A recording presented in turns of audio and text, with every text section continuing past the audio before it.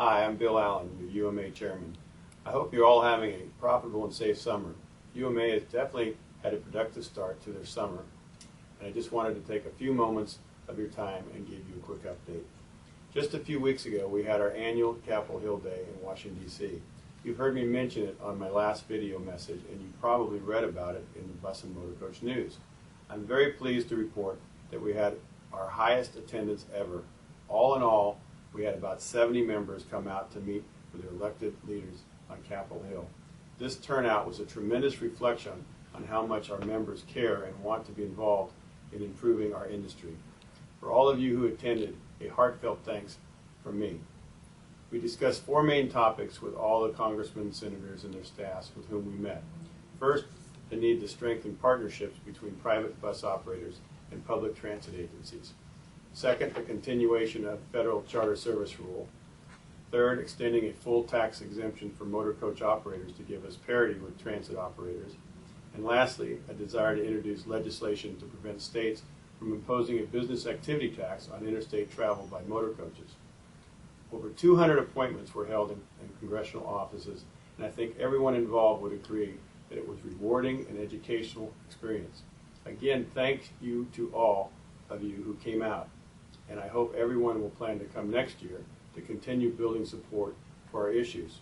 Every voice really does make a difference. We also held our summer UMA board meeting along with Capitol Hill Day, and a lot of good work was done to make sure that UMA continues to help its members be successful. We even had a visit from NTSB Chairman Deborah Hirschman, who has unfortunately had a lot of television time lately due to the recent Asiana airline crash landing in San Francisco. She took some time to discuss a few of our industry's current concerns.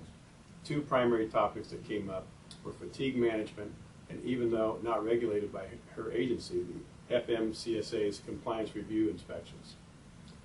Speaking of the board, if you're not familiar with the current UMA board members, just visit uma.org, and under the About UMA link, you'll see an option for UMA Board of Directors, and you'll see everyone listed there.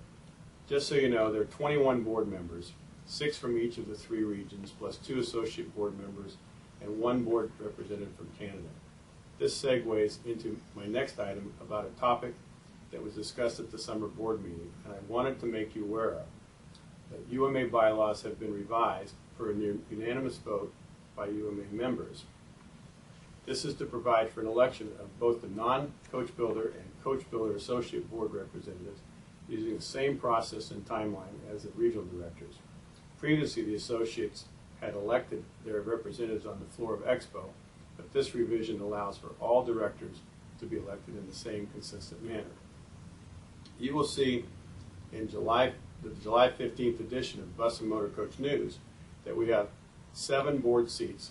6 of them are regional directors and a non-coach builder director up for election this fall for terms beginning at the 2014 Expo. We are currently seeking nominations for those board seats with a deadline for nominations of August 29th.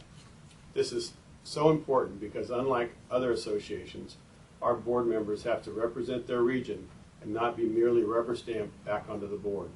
This is one of the many reasons that UMA retains its roots of our founders. UMA truly represents our industry and not self-interest of a few. You can find more information on page 16 of the upcoming edition of the Bus and Motor Coach News, or contact the UMA office if you're interested in running for office. I told you this would be a quick update, so I'll leave you here. One last thing though, if you don't already have it on your calendar, please make a note that UMA's annual safety management seminar will be held this year, December 4th and 5th in Ashburn, Virginia at the NTSB training facility. I'll give you more details on that in my next video report. Until next time, enjoy the rest of your summer, take care, and be safe.